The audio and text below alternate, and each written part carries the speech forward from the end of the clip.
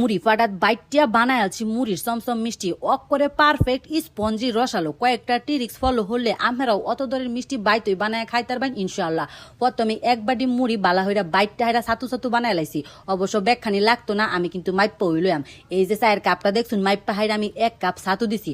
ওহনে লড়ার মধ্যে এক পা লসুন দুধ দিয়ে হাইরা বালা হইরা জাল হইরা লইছি। উতলানি আইলে এক কাপ মাইপ্পার ছাতুটা দেয়া দাম ডাইলা মিনিটের মধ্যে ওই দেখবেন যে দুধটা টাইনা গেছে গা। ওহনে বাড়ির মধ্যে ডাইলা হাইরা কুসুম গরম থাকতে থাকতে ওই এক বাটি দিয়ে দিছিল গুঁড়া দুধ, একটুখানি বেকিং পাউডার আর হয়েছিল ঘি।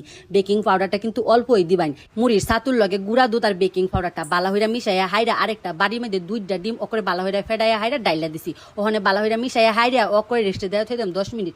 এন্দা শিরাটা বানায় লাই 2 গ্যালাস চিনির লগে 1.5 গ্যালাস পানি দেয়া হাইরা বালা হইরা শিরাটা বানায় হাইরা ওখানে হাতের মাথাতে একটু ঘি দেয়া হাইরা ওখানে খালি মিষ্টি শেপটি দিয়ে আলছি। দেখবাইন এনে যদি মুড়ির ছাতুটা লুতা লুতা হয়ে জায়গায় একটুখানি ঘি দিবাইন। লড়ার মধ্যে তেল ডাইলা হাইরা আঙ্গুল চুবাইয়ে দেখছি যখন কুসুম গরম ওয়া আইছে তখন ওই দেয়া দিছি। ইয়াহানো কিন্তু অনেক তত্তা তেলের মধ্যে কিন্তু মিষ্টিটি দিলে মিষ্টিটি ফাইটা যাবো গা, বাইঙ্গা যাবো গা। এর লাগা অল্প গরম তেলের মধ্যে দিবাইন আর অল্প আছে সুন্দর হইরা বাইট জ্বালেবেন। গোল্ডেন ব্রাউন হইরা বাইট যা হাইরা অকরে চিনি শিরার মধ্যে ডুবাই থয়ে দিছিলাম 3-4 ঘন্টা লসুন। ওখানে উড়াইয়া হাইরা একটু গুঁড়া দুধের মধ্যে গড়ানি দিলাম। দেখুন নিবালা কতটা সুন্দর হয়েছে, স্পঞ্জি হয়েছে।